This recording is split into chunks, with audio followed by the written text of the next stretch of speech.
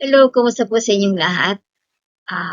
Today akin po kayong i-guide o tuturuan kung paano mag-download and mag-install nitong latest version ng EBIR offline package version 7.9.6.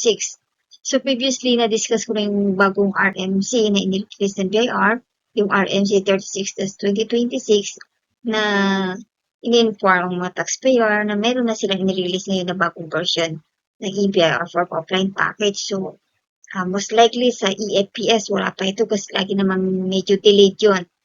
So, for the time being, dito lang muna tayo sa offline EBIR form package. Okay, so, ito na po yung sinasabi ko sa inyo na RMC 36-2026. So, the availability of EBIR form version 7.9.6. So, ano-ano yung mga bago sa version na ito. Tatapon ko na ito dun sa previous vlog ko kung gusto po itong panoorin. I-share ko na lang po yung link sa comment section. Or pwede pong i-check yung aking YouTube channel, which is Eureka YouTube channel or Eureka YT channel. Okay, so quick overview lang about this new version ng email form. So, ito yung pinaka-main highlight niya. Meron na itong 1701 MS. So, ito yung ITR para sa micro and small business taxpayer. Okay? Or small taxpayers. Anyway, ito ay August 2024, nagkaroon ito ng release. Na-release nito in a PDF or Excel format. Pero wala pa siya sa EBR form offline package. Kaya medyo ang hirap pa siyang gamitin pag manual filing. Okay? So, hindi mo na siya ni-required or ginawang mandatory ni BIR para yun na yung gamitin ng lahat ng mga micro and small business or small scale taxpayer. Okay, so another na feature nito is yung 1601EQ. Nagkaroon ng additional alphanumeric tax code. And itong Form 1602Q naman, version 2019 ay nagbago yung kanyang tax rate from 15% to 20%. And aside from these three major feature nito ay nagkaroon din ng yung Phoenix inayos yung error ng mga ibang BIR forms, which is makikita niyo po dito sa RMC na lang nito. Okay, so ito yung napansin ko doon sa 1701 MS nila. Bukod sa naging 2 pages na siya, yung kanyang branch code ay mas malaki na po yung slot. So, naging 5 na siya. Okay? Mas madali na siyang gamitin kahit sa mga wala talaga accounting background. Basta naiintindihan nyo lang kung ano yung mga i-input ninyo. Kaya lang ang nakita ko lang disadvantage nito is sobrang liit. Talagang halos hindi ko na makita kung ano yung pinaka laman ng EBR form na to. So, I hope ito naman yung magawa nila ng paraan later on. Sobrang liit talaga yung mga character. Halos hindi na siya makakita. So far, ano naman nagkakaroon naman ng revision improvement ang BIR pag may mga ganyan. Hindi maayos o hindi maganda sa version nila. Okay? So, here's how to download. Basically, punta lang kayo sa inyong browser, type nyo lang po yung www.br.gov.ph. So, there are actually two methods kung paano ito i-download yung ating bagong version. So, sa homepage, punta ka lang sa e-services. Okay? After, ayan po, then, hanapin nyo lang po yung EBR forms. Tignan lang po yan, lalabas dyan latest version, which is, ito yon.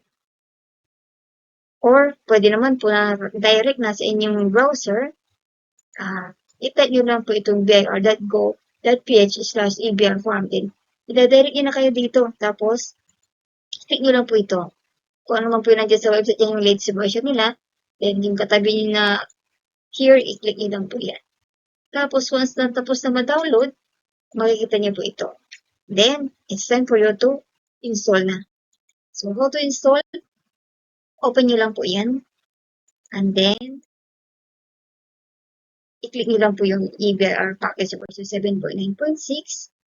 Ito na po yung application program. Ready to install na siya. Just follow the instruction. Next nyo lang po. So, ito, importante ito kung saan folder nyo i-save yung inyong EBR form or yung application program. Kailangan alam nyo yan para, or yung madaling ma-access. Okay? So, then, click nyo lang po yung next. Then, next lang po yan. So, ayan na po. This is the last one. Install nila. Okay, so ayan yung destination location niya. pinapakita dyan para at least for you to review or if ever na gusto nyo palitan yung location nyo, click nyo lang po yung pack. So, since ito na ating gagamitin na destination location, just click install. And then, finish na po kung okay na. So, ayan na po yung inyong eval forms. Pwede nyo siyang gamitin. Kung first time yung gagamitin yan, syempre i-input nyo naman yung mga data ninyo. Kung marami kang, halimbawa sa mga bookkeeper, marami silang client, so yung previous version ng eval form nila, pwede nilang i-migrate yung data doon, papunta dito sa bago. So, hindi ko na-discuss dito. Maybe, meron naman mga ibang YouTube channel na dinidiscuss nito. So, pwede ko rin naman na i-discuss. Maybe sa susunod na lang na vlog. But for now, assuming na ikaw ay single user lang, or hindi naman ganun kadami yung ginagawa ng eval form, pwede mo na lang i-input ulit isa-isa yung mga details sila. Just make sure na tama yung based ka sa iyong certificate of registration. So, ito na po yung pinaka-homepage ng bagong version ng 7.9.6. Kung mapapansin po natin, ayan, bukod sa nagbago po yan, ito rin po nagbago. Bumaba na siya. Okay.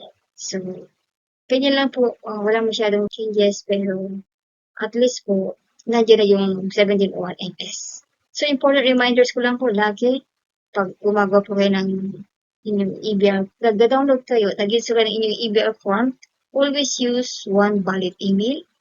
And then, refer kayo sa inyong eval form to resources sa pag-encode ng mga PIN, RDO code, and other important details. And always, screenshot nyo yung kapag nag-submit kayo ng eval form at successfully na, screenshot nyo lang po. Okay? Kasi minsan hindi lumalabas or wala tayong natatanggap na email confirmation like yung tax return receipt confirmation. So, pag magbayad ka sa bangko, hinahanap yun, hindi ka makapagbayad pag wala yun.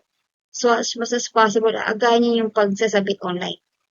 Okay? Kung sakali mo na talagang wala kayo na-receive and mayroon kayong tax due, pwede kayong pumunta sa district office kung saan kayo registered. And then, patatakan nyo lang po yung bill form ninyo na babayaran nyo sa bangko.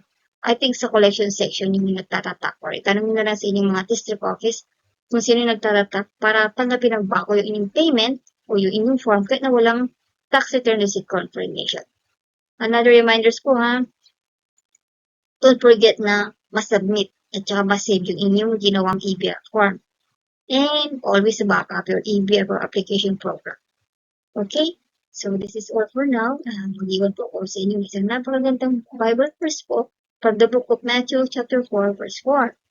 Jesus answered, "It is written, man shall not live on bread alone, but on every word that comes from the mouth of God."